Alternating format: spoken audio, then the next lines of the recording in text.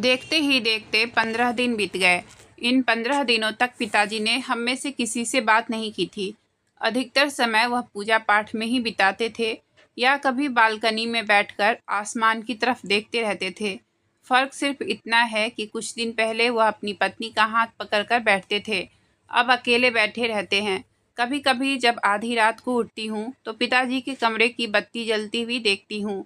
खिड़की से झांक कर देखती हूँ कि पिताजी खिड़की से आसमान को देखते हुए रो रहे होते हैं। माँ की इस्तेमाल की हुई सारी चीज़ें हैं, लेकिन जिनका है वह है ही नहीं। यह 15 दिन सावन हमेशा मेरे साथ ही रहा। मैत्री तब गोद में ले लेती है जब मैं खाना बनाती हूँ। रात में भी सावन मेरे पास ही रहता है। यूँ तो रंजन को अपनी माँ की मौत का बेहद दुख है, लेकिन इतने दिनों में उसने एक बार भी सावन की तरफ नज़रें उठाकर नहीं देखा। सावन रात में मेरे साथ ही सोता है। मुझे यह देखकर आश्चर्य होता है कि मैं रात को सावन को लेकर कमरे में दाखिल होती हूँ तो रंजन अपना तकिया लेकर गेस्ट रूम में सोने चला जाता है। मैं इस बात से बहुत हैरान होती हूँ। ऐसा भी नहीं है कि रात में सावन ज़्यादा परेशान करता है, वह चुपचाप ही सोता है। रंजन अभी भी ऐसा क्यों कर रहे हैं? ये 15 दिन बीत गए। माँ का सारा क्रियाक्रम हो जाने के बाद भी रंजन का यह व्यवहार कुछ समझ नहीं आ रहा था। मैंने फैसला किया है कि रंजन से इस बारे में खुलकर बात करने की ज़रूरत है। सासू माँ की क्रियाक्रम में पूरा परिवार आया था। मैंने देखा कि मेरी माँ बहुत शांत थी और कुछ नहीं बोली। मैंने उन्हें सावन को दिखाया, लेकिन उन्होंने भी कोई प्रतिक्रिया नहीं दी। क्रियाक्रम समाप्त होने के बाद सावन को अपने गोद में सुलाने का प्रयास कर रही थी। इसी बीच मेरी माँ ने मुझे अलग बुलाया। मैंने कहा, क्या बात है माँ, आपने मुझे क्यों बुलाया? माँ बहुत गुस्सा हुई और बोली, अरे चित्रा, क्या तुम कभी समझदार नहीं बनोगी? मैं काफ़ी हैरान थी। क्यों, क्या हुआ? माँ का गुस्सा और बढ़ गया था। तुम नहीं जानती कि क्या तुम्हारा अपना परिवार नहीं है? क्यों नहीं है? बेशक है। तो कब तक तुम दूसरों के बच्चे की परवरिश करोगी? मुझे अपने कानों पर विश्वास नहीं हुआ कि माँ क्या कह रही है। मेरे मुंह से एक शब्द तक नहीं निकला। माँ ने कहा, तुम्हारा अपना भविष्य है। कुछ दिनों के बाद तुम्हारा अपना बच्चा होगा और तुम हो कि सास के बच्चे का पालनहार बनी बैठी हो। मैंने जोर से कहा, माँ, यहाँ हर कोई मेरा परिवार है। सावन भी मेरे परिवार का हिस्सा है। माँ ने कहा, फिर रंजन अलग क्यों सोता है? मैं हैरान थी, माँ को कैसे पता चला कि रंजन अलग सोता है। देखो चित्रा, मैंने रंजन से बात की है, वह खुद नहीं चाहता है कि तुम इस बच्चे को पालो। मैं आश्चर्य की सीमा तक पहुंच गई थी। मुझे लगा कि रंजन अपनी माँ की मौत से थोड़ा सुधर गया होगा, लेकिन वह सुधरने वालों में से नहीं था। मेरी माँ को उसने सारी शिकायतें दर्ज कर दी। मैं इस नन्हे नवजात को किसके पास रखूंगी? क्यों, तुम्हारे ससुर नहीं है, ननद नहीं है? वह देखेंगे। सारी जिम्मेदारी क्या तुम्हारी है? मैंने कहा, माँ, ससुर की उम्र हो गई है। इसके अलावा वह एक मर्द हैं। वह इतने छोटे से बच्चे को कैसे संभाल सकते हैं? और मैत्री, वह अभी भी सावन को स्वीकार नहीं कर सकी। ऐसा नहीं है कि वह उसे कभी कभी नहीं पकड़ती है, लेकिन इतना भी नहीं है कि वह उसे हमेशा संभालेगी। माँ ने मुझसे फिर से कहा, तो सारी जिम्मेदारी क्या तुम्हारी है? मुझे कुछ भी समझ नहीं आ रहा था। यह सब तुम्हारे ससुर और ननद की चाल है। तुम भोली भाली हो, इसलिए तुम्हारे कंधे पर सब कुछ डाल दिया गया है। सौभाग्य से रंजन ने आज मुझे सब कुछ बता दिया, नहीं तो मुझे पता ही नहीं चलता। मेरी माँ ने जो कहा उसे सुनकर मैं बहुत हैरान परेशान हुई। मैंने ऊंचे स्वर में कहा, माँ, आप शायद नहीं जानती, मरने से पहले सासू माँ ने मेरा हाथ पकड़कर मुझे सावन की देखभाल करने का अनुरोध किया कि उसे उपेक्षित नहीं करना। मैंने एक मृत्युशैया परी औरत से वादा किया है कि मैं उस वादे को ज़रूर निभाऊंगी। अगले 2-4 साल तक मेरे पास रहेगा, फिर जब यह थोड़ा बड़ा होगा तो अपने पिता के पास रहेगा। लेकिन अभी मैं इतने छोटे बच्चे को किसी और के पास नहीं रखूंगी। तो तब तक क्या रंजन अकेला रहेगा? मैंने तो उसे अलग रहने के लिए नहीं कहा है ना। माँ गुस्से से उठी और बिना कुछ कहे वहाँ से चली गई। उस रात रंजन से मेरा काफ़ी झगड़ा हुआ था। जैसे ही मैं सावन को लेकर कमरे में आई, रंजन ने कहा, मैं इस बच्चे को अपने कमरे में नहीं रहने दूंगा। मैंने कहा, ठीक है, फिर मैं चली जाती हूँ सावन को अलग कमरे में लेकर। ये कहते हुए मैं सावन को लेकर जाने लगी।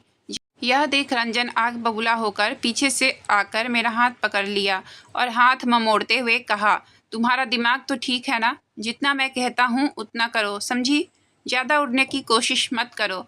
मैंने उसकी ओर देखा और कहा, आपको शर्म नहीं आती? कुछ दिन पहले ही आपकी माँ का देहांत हुआ है और आप इस तरीके की हरकत कर रहे हैं। आपकी हरकतों को देखकर तो लगता है आप अपनी माँ के लिए जो आंसू बहा रहे थे वह सब एक नाटक था।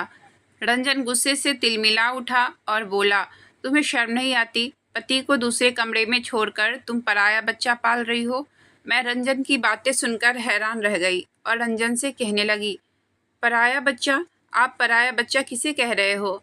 यह आपका भाई है, आपका खून है। क्या यह बात आप भूल गए? रंजन कहने लगे, मेरा भाई? मेरा कोई भाई वाई नहीं है और ना ही मुझे ज़रूरत है।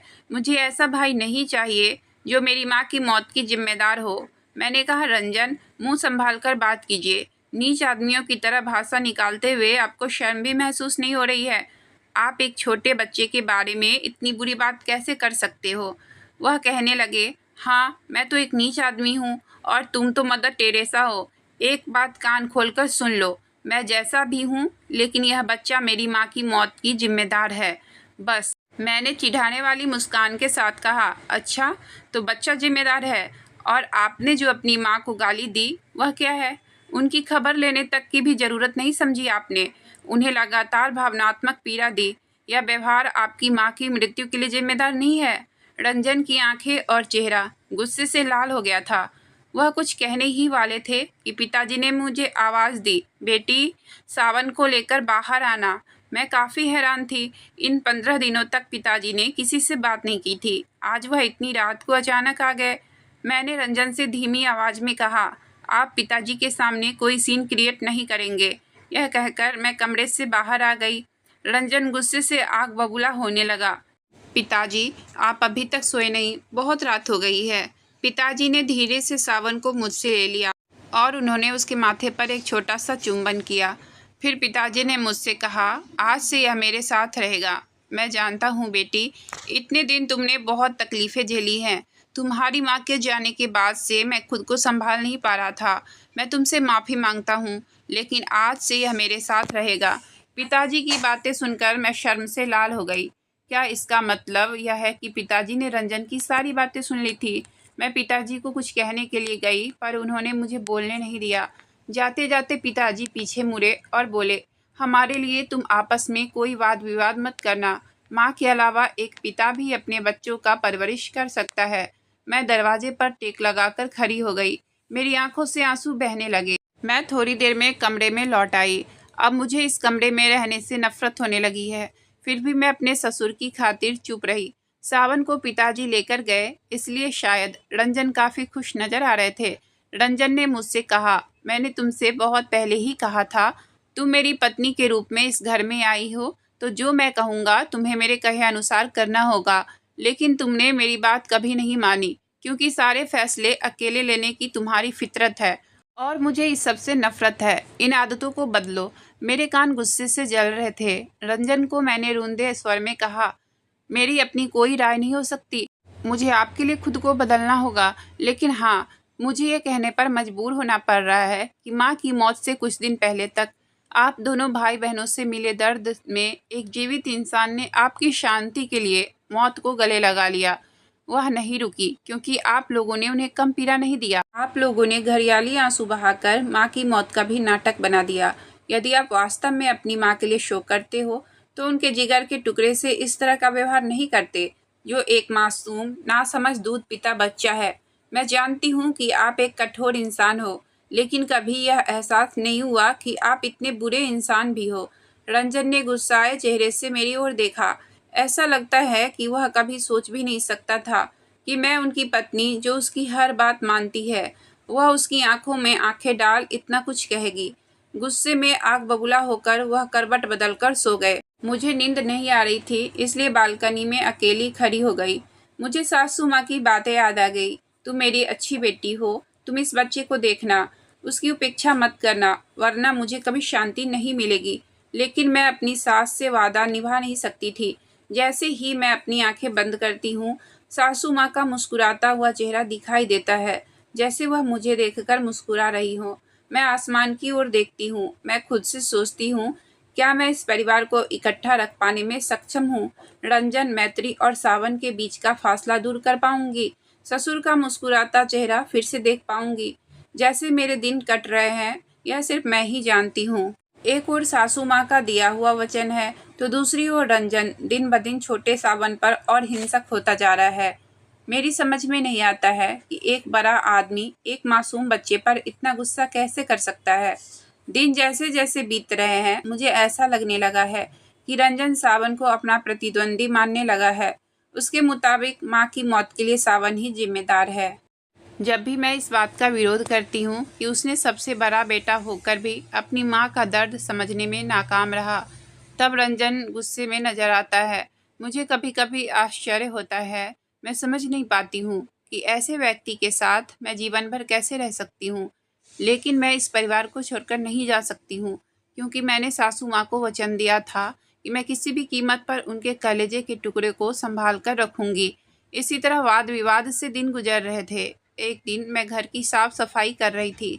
सासू माँ की अलमारी को भी साफ कर रही थी। जरूरत की साड़ी और सलवार को अलग कर रही थी ताकि वह इस्तेमाल हो सके। तभी अलमारी में एक लकड़ी का छोटा सा बक्सा मिला। उसे देखकर ऐसा लगा कि बहुत सालों से उसे खोला नहीं गया है। मुझे लगा कि शायद इसमें सासू माँ की शादी की जेवरात होगी। इसे पिताजी को सौंप दूंगी। पिताजी बैंक गए हुए थे और कौतूहल बस मैंने उन बक्से को खोल दिया। उसमें 2 डायरी थी और कुछ पुरानी फोटोज। उस फोटोज में एक तस्वीर में आकर मेरी नज़र रुक गई। उस फोटो को देखकर ऐसा लगा कि यह उस समय की फ़ोटो है जब शायद सासू माँ नई नई दुल्हन बनी थी। लेकिन बगल में खड़ा वह कौन है? वह पिताजी तो नहीं है। फिर वह कौन है? मेरे दिल की धड़कनें तेज हो गई थी। ऐसा लगने लगा कि कोई मेरे सर को पीट रहा है और मुझसे रहा नहीं गया। मैंने डायरी का पन्ना पलटा और धीरे धीरे मेरी आंखों के सामने अंधेरा छाने लगा। रतन चौधरी राजस्थान के मधुर गांव में अपने मामा के पास पले बढ़े। रतन के माता पिता का देहांत बचपन में ही हो गया था। रतन जब 5 वर्ष के थे, उनके मामा ने रतन की जिम्मेदारी ली थी। मामा मामी दोनों ही अच्छे थे। रतन की परवरिश में कोई कमी नहीं की थी, लेकिन मामा मामी की एक कमी थी कि वह खुद निसंतान थे। रतन जब स्कूल में था तभी उसकी मामी का स्वर्गवास हो गया। रतन भी अपने मामा मामी से बेहद प्यार करता था। रतन के लिए तो उसके मामी ही माँ थी, क्योंकि 5 वर्ष की उम्र से उसकी मामी ही माँ बनकर रतन की परवरिश की थी। रतन को मामी की कमी खलने लगी। रतन स्नातक का अंतिम वर्ष की पढ़ाई की तैयारी कर रहा था। उसी समय मामा ने दूसरी शादी कर ली। पहले कुछ महीने तक तो सब कुछ ठीक ठाक ही बीता, लेकिन उसके बाद उसकी नई मामी अपने रूप में आई। आए दिन घर में झगड़ा झंझट होने लगा। इन झगड़ों का एक बहुत बड़ा कारण रतन ही था। नई मामी रतन को स्वीकार नहीं कर पाई। रतन इस बात को भली भांति समझता था, इसलिए वह अपने आंख कान बंद करके अपने स्नातक की परीक्षा का इंतजार करने लगा। सन 1979 में रतन स्नातक उत्तीर्ण करने के बाद मामा से अनुमति लेकर रोजगार की तलाश में दिल्ली की ओर प्रस्थान किया। मामा चाहकर भी उसे रोक नहीं सकते थे, इसलिए मामा ने आशीर्वाद के साथ छुपाकर रतन के हाथ में 500 रुपये दिए। रतन दिल्ली आया और संयोगवश उसे एक स्कूल में काम मिल गया। 1980 में रतन के मामा गुजर गए। रतन जानता था मामा निसंतान है, इसलिए उनका अंतिम संस्कार करने गांव आया। लेकिन रतन के वहां पहुंचने से पहले ही मामी ने मामा का अंतिम संस्कार कर दिया। रतन दिल्ली लौट आया और विधि विधान के अनुसार मामा का अंतिम संस्कार किया। रतन का भाग्य अच्छा था और उसके स्कूल को सरकारी मान्यता मिल गई।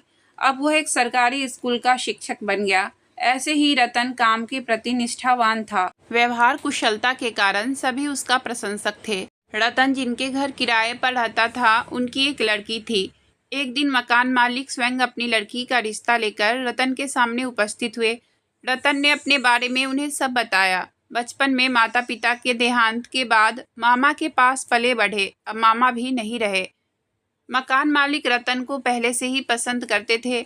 रतन की बात सुनकर वह और भी खुश हुए, क्योंकि बेटी को शादी कर ससुराल जाने की जरूरत नहीं पड़ेगी। लड़के का अपना कोई है नहीं, सोने पर सुहागा। बेटी दामाद अपने घर में ही रहेंगे। मकान मालिक ने कहा, देखो रतन, जैसे तुम्हारा कोई नहीं है, वैसे मेरा भी बेटी के अलावा कोई नहीं है। मेरी पत्नी को 4 साल हुए हैं गुजरे हुए। बेटी मेरी मैट्रिक तक पढ़ी है। तुम शादी के बाद यही रहो और मैं कितने दिन जीऊँगा। इस घर को तुम ही संभालना। आज रात का खाना मेरे घर पर ही खा लेना और मेरी बेटी रंजना से भी मिल लेना, ज़बरदस्ती नहीं है। अगर तुम्हें मेरी बेटी पसंद आएगी तो ही आगे बात करेंगे। रतन हाथों की लकीरों पर ज़्यादा भरोसा नहीं करता था, क्योंकि उसे लगता है कि किस्मत इतनी ही होती है जो कार्य विशेष को करने का मौका प्राप्त होती है। रतन भी महसूस कर रहा था, उसे भी एक साथी की ज़रूरत है, लेकिन उसने कभी मकान मालिक की बेटी को देखा नहीं था। स्कूल जाना और आना, खुद ही खाना पकाकर खाना, इसके बाद बाहर उसे झांकने का मौका ही नहीं मिलता था। रतन सोचता है लड़की भले ही खूबसूरत ना हो तो भी चलेगा, लेकिन नई मामी जैसी बिल्कुल भी ना हो। मकान मालिक की बेटी रंजना खूबसूरत तो नहीं थी, लेकिन बदसूरत भी नहीं थी। ठीक ठाक साधारण सी लड़की थी। रंग ज़्यादा गोरा नहीं था, लेकिन काली भी नहीं थी। थोड़ी शर्मीली लगती थी। जो भी हो, रतन को लड़की पसंद आ गई और उन दोनों की शादी बिल्कुल साधारण तरीके से हो गई। रतन और रंजना का दाम्पत्य जीवन ठीक था, लेकिन वह बहुत कम बोला करती थी। शादी के 1 साल होते ही रतन के घर नन्हा मेहमान आ गया। रतन चौधरी बेटे के पिता बन गए। रंजना भी माँ बनकर बहुत खुश थी। रतन कभी कभी सोचता है, भगवान ने बचपन में माता पिता का साया जरूर छीन लिया, लेकिन पहले मामा और बाद में रंजना के रूप में पत्नी देकर सब कुछ भर दिया। सन 1983 में रतन का बेटा करीब 1 साल का था। एक दिन काम करते हुए रंजना अचानक गिर पड़ी। संयोग से रविवार का दिन था और रतन घर पर ही था। गिरने के बाद रंजना बेहोश हो गई थी। रतन ने इसे उतना गंभीरता से नहीं लिया। रतन ने समझा घर और बच्चा का अत्यधिक काम के दबाव में चक्कर खाकर गिर गई होगी। रतन ने उसके चेहरे और सर पर पानी छिड़का, लेकिन 15 मिनट तक जब उसे होश नहीं आया तो तुरंत ही अस्पताल लेकर गया। डॉक्टर ने रंजना का चेकअप किया और कहा कि मरीज कोमा में चली गई है। एक पल में रतन के ऊपर मानो आसमान टूट पड़ा। 4 दिन तक रंजना कोमा में रही। फिर एक दिन रतन को डॉक्टर ने बुलाया और कहा, आपकी पत्नी का तत्काल ऑपरेशन करना होगा और इसमें करीब 2 लाख रुपए खर्च होंगे। इस ऑपरेशन से शायद वह बच जाए, लेकिन इसके दोनों पैर नहीं रहेंगे। 1983 में 2 लाख रुपए का वैल्यू से शायद कोई अनजान होंगे। उस समय 2 लाख रुपए बहुत बड़ी रकम होती थी। ऊपर से दोनों पैर भी नहीं रहेगा। रतन ने रंजना के पिता से बातें की और कहा, मैं बड़ी मुश्किल से 50,000 का बंदोबस्त कर सकता हूँ, लेकिन बाकी के रकम कैसे इंतजाम करूँ। रंजना के पिता ने कहा कि ऑपरेशन के लिए डॉक्टर को हाँ कह दो। मेरे गांव में कुछ पुश्तैनी ज़मीन है, मैं उसे बेच दूंगा। पैसों का इंतजाम हो जाएगा, तुम चिंता मत करो। रतन ने डॉक्टर से ऑपरेशन के लिए कह दिया, लेकिन एक बात उसके मन में कचोट रहा था कि आखिर रंजना को हुआ क्या है। ऐसी कौन सी बीमारी है जिसके लिए उसके दोनों पैर काटने पड़ेंगे और साधारण चक्कर से कोमा। आखिरकार रतन ने डॉक्टर से पूछा, यह कौन सी बीमारी है। डॉक्टर ने कहा, गैंग्रीन। रतन इससे पहले कभी ऐसी बीमारी का नाम नहीं सुना था, इसलिए वह चौंक उठा और कहा, यह क्या होता है। डॉक्टर ने कहा, गैंग्रीन एक घातक बीमारी है। दरअसल एक ऐसी बीमारी है जो किसी अंग में तब हो जाती है जब उस अंग में ब्लड सर्कुलेशन पूरी तरह से खत्म हो जाता है। जब उस जगह ब्लड नहीं पहुंचता है तो वह अंग मर जाता है। देखा गया है कि पैरों और हाथों में गैंग्रीन हो जाना बड़ा है। डायबिटीज का नियंत्रण के बाहर हो जाना कई बार इसका कारण होता है, और आपकी पत्नी की अनियंत्रित हाई शुगर थी। रतन ने कहा, शुगर है? ये तो मुझे पता ही नहीं, और मेरी पत्नी ने कभी भी मुझसे तबीयत खराब की कोई शिकायत भी नहीं की। डॉक्टर की आधी बात समझ आई और आधी बात नहीं। घर में 1 साल का बच्चा और अस्पताल में पत्नी। रतन को कुछ समझ नहीं आ रहा था। 6वां दिन रंजना का ऑपरेशन किया गया। डॉक्टर ने रंजना के दोनों पैर ही नहीं बल्कि दोनों हाथ भी काट दिए। रंजना कमरे में थी। रतन शीशे की खिड़की से अपनी पत्नी को देखा और सर में हाथ पकड़े वही फर्श पर बैठ गया। मन ही मन सोचने लगा, भगवान इतना निष्ठुर भी हो सकता है क्या। रंजना के ऑपरेशन से एक बात यह हुई कि वह कोमा से बाहर आ गई। कभी कभी थोड़े समय के लिए होश में भी आ रही थी। 8वें दिन डॉक्टर ने एक प्रकार से जवाब दे दिया और रतन को अपनी पत्नी से मिलने की अनुमति दे दी। रतन एक अजनबी सा मानो अपनी पत्नी के पास जाकर खड़ा हुआ। रंजना सो रही थी। रतन सिर्फ रंजना को देख रहा था। उसका जी चाह रहा था कि वह अपनी पत्नी के हाथ को पकड़े, लेकिन उसके हाथ भी तो नहीं थे। बहुत देर तक रतन वैसे ही खड़ा रहा। फिर उसने रंजना के सर को सहलाया। पता नहीं कौन सा जादू था रतन के हाथों में कि रंजना ने आंखें खोली और रतन की ओर देखा। कुछ बोल तो नहीं पाई, लेकिन उसकी आंखों की भाषा से रतन को लगा कि उसने रतन से माफ़ी मांगी और हमेशा के लिए अपनी आंखें बंद कर ली। रंजना के जाने के बाद रतन बिल्कुल टूटकर बिखर गया था, लेकिन बच्चे के लिए तो संभलना ही था। रतन ने एक आया रखा ताकि जब तक वह स्कूल में रहे, आया रतन के बेटा और ससुर का घर में ख्याल रखे। देखते ही देखते 1 साल बीत गया। रतन का बेटा 2 साल का हो गया। रतन के विपरीत एक और कहानी उसके साथ साथ चल रही थी। सन 1990 जब पंजाब में उग्रपथ चरम पर था, कई लोग अपने राज्य से पलायन कर रहे थे। उसी समय एक सिख परिवार पंजाब से पलायन कर दिल्ली की ओर रुख किया, बिल्कुल रतन जैसे ही। सिख परिवार थे माता पिता और उनके 2 संतान, एक बेटा और एक बेटी। बेटी नवजोत, जो दिखने में बहुत सुंदर थी। बेटी ने कॉलेज में दाखिला लिया और बेटा एक कार कंपनी में मैकेनिक के काम में लग गया। सन 1984 में नवजोत की शादी दिल्ली निवासी हरजिंदर सिंह से हो गई। हरजिंदर एक बिजनेसमैन थे और मोहल्ले में दबदबा भी था, क्योंकि वह उस समय सत्तारूढ़ दल का कार्यकर्ता था। उन दिनों युगल का भी दिन अच्छा चल रहा था। अक्टूबर का महीना था जब नवजोत को पता चला कि वह 3 महीने की गर्भ से है। फिर क्या था, परिवार में खुशी की लहर दौड़ गई। लेकिन उसी दिन इस देश में एक बहुत ही दुखद घटना घट गई। सन 31 अक्टूबर 1984 को तत्काल प्रधानमंत्री इंदिरा गांधी की हत्या उन्हीं के अंगरक्षकों द्वारा कर दी गई। अगले ही दिन 1 नवंबर 1984 को नवजोत गर्भ से है सुनकर उसके माता पिता और भाई नवजोत से मिलने ससुराल आए थे। हरजिंदर का भी चाचा और मौसी सब परिवार आए थे। क्योंकि हरजिंदर इस दल के कार्यकर्ता थे, इसलिए वह घर में खुशी मनाने के पक्ष में नहीं था। वह भी इस घटना से दुखी था, लेकिन परिवार के सारे सदस्य आए थे, इसलिए वो उस सभा में बेमन से चुपचाप बैठे खाना खा रहे थे।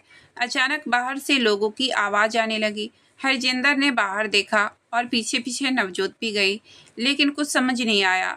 गलियों में कभी एकदम से शोर मचने लगता, कभी सन्नाटा छा जाता। जमीन के नीचे तबाही मचा देने वाला भूकंप की तैयारी चल रही थी। सब कुछ गुप्त था, किसी को संभलने का मौका ही नहीं मिला। क्योंकि हरजिंदर सत्तारूढ़ दल के कार्यकर्ता था, इसलिए उसे इस साजिश का पता चल गया था, लेकिन उसे अपने दल पर भरोसा था। शाम का वक्त था, एक भीड़ आई और सबसे पहले मोहल्ले के घरों की बिजली काट दी। मोहल्ले वाले कुछ समझ पाते इससे पहले ही भीड़ उनके घरों के दरवाजे तोड़ने लगे। सबके हाथ में लाठियां थी। पीछे के रास्ते से घर की औरतें नेक दिल पड़ोसियों के यहाँ भेजी जा रही थी। नवजोत को भी एक घर में छिपा दिया गया। वहीं से नवजोत सब कुछ देख रही थी। सत्तारूढ़ दल के सर पर खून सवार था। जिधर देखो उधर तबाही ही तबाही नजर आ रही थी। देखते ही देखते नवजोत का पूरा परिवार उसकी आंखों के सामने ही मर गया था। नवजोत डर के मारे एक कोने में सिमटी हुई थी। उसे लग रहा था कि वह अभी बेहोश हो जाएगी। 6 फीट से भी ऊंचे जो पिता को देखकर हम डरते थे, वह हाथ जोड़कर जान की भीख मांगते दिखे। उधर महिलाएं एक घर से निकलकर दूसरे घर भाग रही थी। चारों तरफ मारपीट की आवाज आ रही थी। कुछ लोगों ने औरतों को भी पकड़ लिया था। अचानक एक हाथ नवजोत के हाथ को पकड़ा। नवजोत को लगा अब सब खत्म हो गया, लेकिन वह हाथ ससुर का था। ससुर नवजोत को लेकर भाग रहे थे। लगातार 2 दिन तक भागते रहे, भूखे प्यास, कभी नाली के नीचे, कभी किसी संकरी में, लेकिन कहाँ तक भागते। दंगाइयों ने आखिरकार ससुर को पकड़ लिया। वे कभी हिंदी कभी पंजाबी में रहम की भीख मांग रहे थे, लेकिन किसी ने नहीं सुनी और नवजोत के ससुर भी दंगाइयों के भेंट चढ़ गए। नवजोत का पूरा परिवार दंगाइयों की भेंट चढ़ चुका था। अब उसे अपना और अपने बच्चे की जान बचाने के लिए भागना था। नवजोत भागते भागते एक अनजान सी जगह पर आ गई। रात के अंधेरे में उसे कुछ समझ नहीं आ रहा था। भागते भागते उसने सामने एक घर देखा और वहां जाकर वह बेहोश हो गई। नवजोत का शरीर तो बच निकला, लेकिन दिल उसी आग में जल गया था, अपने पिता, पति, भाइयों और पूरे परिवार के साथ। 4 नवंबर को डरे समय कुछ लोग जरूरत के सामान लेने घर से बाहर निकले। रतन भी बाहर निकला। उसका स्कूल पास में ही था, तो सोचा कहीं स्कूल तो क्षतिग्रस्त नहीं हुआ, इसलिए स्कूल देखने चला गया। स्कूल के एक कमरे में बेहोशी की हालत में पड़े एक छत विछत औरत को देख पहले तो रतन ने सोचा कि शायद औरत मरी पड़ी है, लेकिन हिम्मत बांधकर सामने गया तो देखा औरत की सांस चल रही है। उसने तुरंत ही पुलिस को खबर दी। आनन फानन में पुलिस आई और उस औरत को अस्पताल लेकर गई। 2 दिन बाद पुलिस ने रतन को बुलाया और उस औरत के बारे में बताया कि औरत गर्भवती है और गहरे सदमे में है, कुछ बोल नहीं पा रही है। पुलिस अफसर अच्छे आदमी थे। उन्होंने कहा, अगर आप शादीशुदा हैं तो कुछ दिनों के लिए इसे अपने परिवार में ले जाइए। इसे यह शायद जल्दी सदमे से बाहर आ जाएगी। हम भी पता कर रहे हैं, लेकिन जब तक यह बोल नहीं पाएगी तब तक इसका पता ढूंढना आसान नहीं हो पाएगा। शहर की हालत तो आप देख ही रहे हैं। औरत गर्भवती है। इस हालत में अगर इसे शरणार्थी शिविरों में भेजे तो इसके लिए वहाँ रहना बहुत मुश्किल होगी। रतन शादीशुदा तो थे ही, मगर उनकी पत्नी नहीं है। पुलिस अफसर शायद यह नहीं जानते थे। घर में ससुर और बच्चा है, उन्हीं की देखभाल ठीक से नहीं कर पाते। ऊपर से ऐसी बीमार औरत को घर ले जाना मुसीबत का कारण बन सकता है। इसलिए रतन ने सारी बातें खोलकर पुलिस को बताई। पुलिस ने भी कोई जबरदस्ती नहीं की। उसके बाद 2 दिन बाद वह औरत हॉस्पिटल में रही। लगातार 2 दिनों तक रतन अस्पताल जाकर उसकी खबर लेते रहे। बाद में उसे शरणार्थी शिविरों में भेजा गया। वहाँ भी रतन जाते थे। 3 महीने बाद नवजोत अपने गम से धीरे धीरे बाहर आने लगी थी। लेकिन इस शरणार्थी शिविर का जो हाल था, टूटी बिखरी टेंट में जिंदगी अंधेरे भविष्य की बुनियाद पर जैसे तैसे कट रही थी। नवजोत को देखकर रतन को बुरा लगा, लेकिन एक पराई औरत को कैसे अपने घर ले जाए। एक दिन रतन के बेटे को अचानक से बुखार हो गया था, इसलिए वह नवजोत से 4 दिन तक मिलने नहीं जा पाए। 4 दिन बाद जब वह नवजोत से मिलने शरणार्थी शिविर गया तो नवजोत उसे देखकर भागते हुए आई और रतन को पकड़कर चीख चीख कर रोने लगी और उसे अपने साथ गुजरी कहानी कहने लगी। उसकी कहानी सुनकर रतन का दिल झकझोर गया। नवजोत के परिवार के 19 लोगों का कत्लेआम उसने अपनी आंखों से देखा। अब उसका सहारा देने वाला तक कोई नहीं था। ऊपर से गर्भवती। रतन को पता नहीं क्या हुआ। उसने नवजोत से पूछा, क्या आप मेरे साथ मेरे घर आओगी? मेरा 2 साल का एक बेटा है और एक पिता समान ससुर। नवजोत सर नीचे किए हुए बहुत देर तक रोने लगी। रतन उसके जवाब की प्रतीक्षा में बैठा रहा। कोई उत्तर ना मिलता देख रतन शरणार्थी शिविर के कार्यालय गया और जरूरी दस्तावेजों पर हस्ताक्षर कर नवजोत को लेकर अपने घर की ओर चल पड़ा। रतन के ससुर हिंदू थे। वह सिख और गर्भवती औरत को अपने साथ अपने घर में रखने को राजी नहीं हुए। रतन ने उन्हें समझाने की बहुत कोशिश की, लेकिन रतन कामयाब नहीं हुआ। फिर उसने अपने ससुर से कुछ दिनों की मोहलत मांगी और महीने भर बाद अपना तबादला लेकर नवजोत और अपने बेटे को लेकर उत्तर प्रदेश आ गए। फिर उसने किराए से एक मकान लिया और खुद को पति पत्नी बताकर रहने लगा। रतन के 2 साल के बेटे के साथ नवजोत घुल मिल गई थी। शायद रतन के बेटे रंजन को पाकर और अपनी कोख में पल रहे बच्चे के कारण नवजोत जीने की आस नहीं छोड़ी। रतन की पत्नी ना होकर भी उसने रंजन को अपनी ममता की आंचल तले संभाली। रतन को यह देखकर सुख का एहसास हुआ कि नवजोत एक तरह से रंजन को अपना बेटा मान ली। रंजन नवजोत को माँ कहकर पुकारने लगा, लेकिन नवजोत के दिमाग से दंगे का असर पूरी तरह से नहीं मिटा था। रात में सोते हुए वह चीखती चिल्लाकर उठ जाती थी। कई बार रोने की आवाज में रतन की नींद खुलती तो वह देखता नवजोत किसी कोने में बैठकर रोती मिलती। कुछ महीने बाद नवजोत ने एक बेटी को जन्म दिया। रतन की वफादारी और नवजोत के भरोसे ने उन दोनों का परिवार सही तरीके से चल पड़ा। जबकि समाज की नज़र में भले ही वह पति पत्नी थे, लेकिन असल जिंदगी में वह सिर्फ एक मित्र थे। रंजन और मैत्री बड़े होने लगे। रतन और नवजोत का प्रेम शुद्ध था। रतन नवजोत के बिना अधूरे थे और नवजोत रतन के बिना अधूरे। रतन और नवजोत एक दूसरे के प्यार नहीं थे, इसलिए उन्होंने अपनी बेटी का नाम मैत्री रखा। और ये थी उसके सास ससुर की कहानी। अचानक पीछे से आवाज आई, बेटी। पीछे से आवाज सुनते ही चित्रा वास्तविकता की दुनिया में वापस आई। पीछे में ससुर को देखकर वह चौंक उठी। हड़बड़ाकर अलमारी के सामने से उतारी हुई हाथ में पड़ी डायरी से फोटो जमीन पर गिर गए। ससुर की नज़र उसके हाथ में पड़ी डायरी पर पड़ी तो वह सहम उठे और सर नीचे कर बिस्तर पर जा बैठे। रंजन ऑफिस गया हुआ था और मैत्री कॉलेज। सावन सोया हुआ है। साफ सफाई के चक्कर में चित्रा घर की प्रमुख दरवाजा बंद करना भूल गई थी। अगर दरवाजा बंद कर देती तो आज ससुर के सामने यह चीज नहीं होती। चित्रा ने धीमे स्वर में कहा, पिताजी। यकीन। चित्रा की बात पूरी होने से पहले ही उसके ससुर ने कहा, बेटा यह ठीक नहीं हुआ। 3 बातें सबसे कठिन होती है, पहला, रहस्य को गुप्त रखना, दूसरा, अपमान को भूलना और तीसरा, समय का सदुपयोग करना, जो इतने लंबे समय से कामयाबी के साथ छुपा कर रखा गया था। कुछ देर की खामोशी के बाद चित्रा के ससुर ने कहा, मैं जानता हूँ तुम वादा खिलाफी नहीं करोगी। क्या मैं तुमसे कुछ मांगू? हाँ पिताजी, जरूर, चित्रा ने कहा। इस रहस्य को छुपा कर ही रखना बेटी। इस परिवार की भलाई इसी में है। रंजन मैत्री के साथ साथ सावन की जिंदगी भी नहीं तो बर्बाद हो जाएगी। स्थिति जैसा भी हो, इस रहस्य पर से पर्दा नहीं उठना चाहिए। लोग स्वीकार करने को समझौता मान लेते हैं। तुम क्या समझी और कितना स्वीकारी मैं नहीं जानता। मैं तुमसे अनुरोध ही कर सकता हूँ। मैं गलत हूँ तो क्षमा मांगता हूँ। चित्रा के ससुर ने एक तरह से हाथ जोड़कर चित्रा से विनती की। चित्रा ससुर के तरफ बढ़ी और उनके चरण छूते हुए कहा, आप मुझ पर यकीन कर सकते हैं पिताजी, और आप गलत नहीं हैं और हो भी नहीं सकते हैं। चित्रा के ससुर ने उसके सर पर हाथ रखा और कहा, मुझे जीवन में कुछ लोग अच्छे मिले, मेरे मामा मामी, रंजन की माँ, लेकिन तुम और तुम्हारी सास मेरी जिंदगी का अनमोल उपहार हो जो मुझे ईश्वर ने दिया है। अलमारी के तहखाना में सारी चीज़ों को रखकर चित्रा कमरे से बाहर आई। खाना बनाने के बाद सावन को खिलाई, अपने ससुर को भी खाना परोसा। दोपहर में सारे काम निपटाकर सावन को गोद में लिए सुला रही थी, लेकिन उसके मन में सासू माँ का अतीत था जिससे वह बाहर आना ही नहीं चाहती थी।